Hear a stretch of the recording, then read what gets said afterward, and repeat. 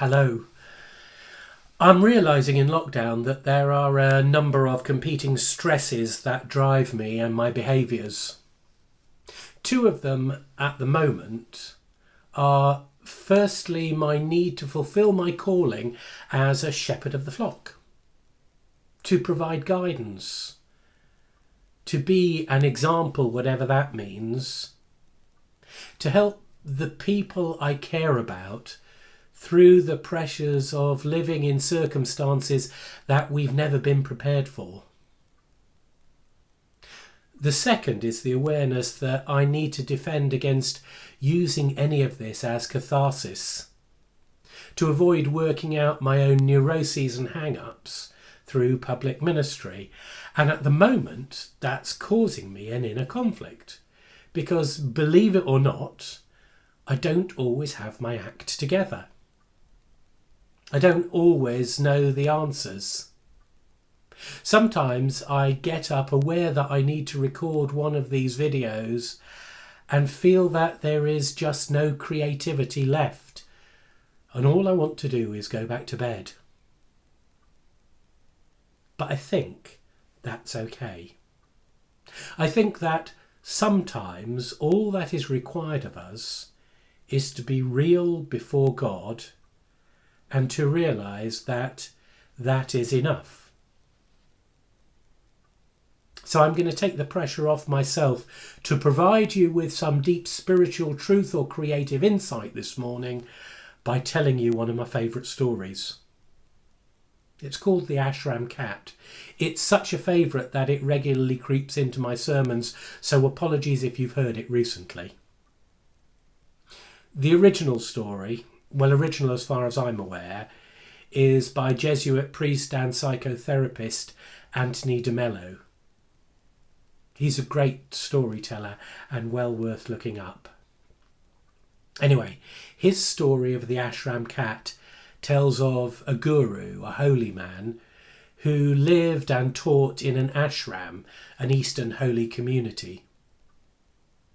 Each evening, the story goes, the guru gathered his followers around him to lead them in prayer and to teach him his insights of the day. As time went on, when the guru sat down to worship in the evening, the ashram cat would wander in with the guru and inevitably distract the worshippers. So the guru ordered that the cat should be tied up during evening worship.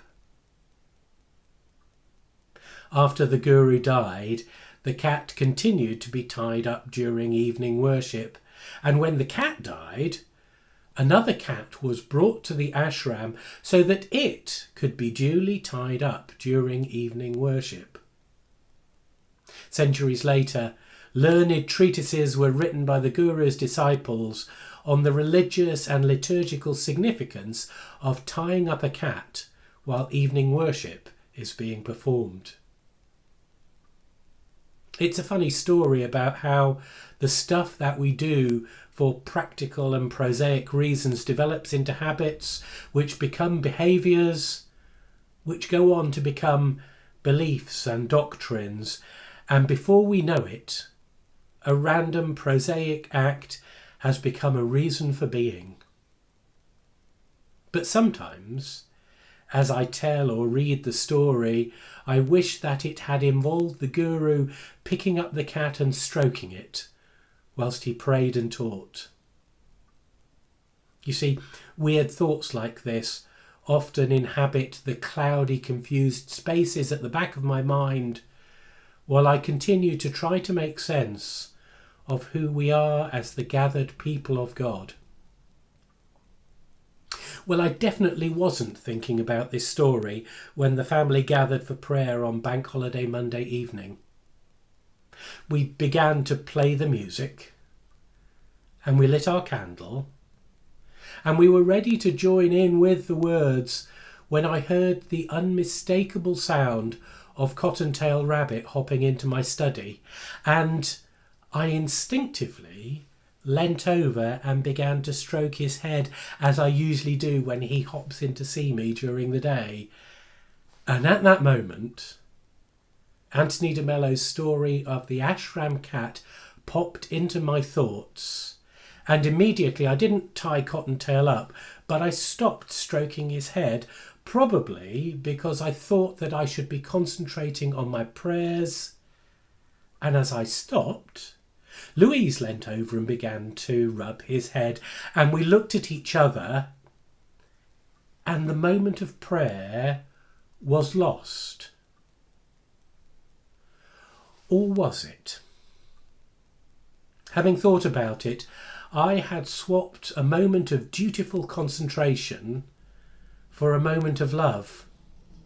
And I'm fairly sure that the God who tells us that love is the first purpose of our lives and that religious observance comes somewhere down the list would have approved. Part of that love also involves loving ourselves. And in lockdown, that love means being a bit gentle with ourselves.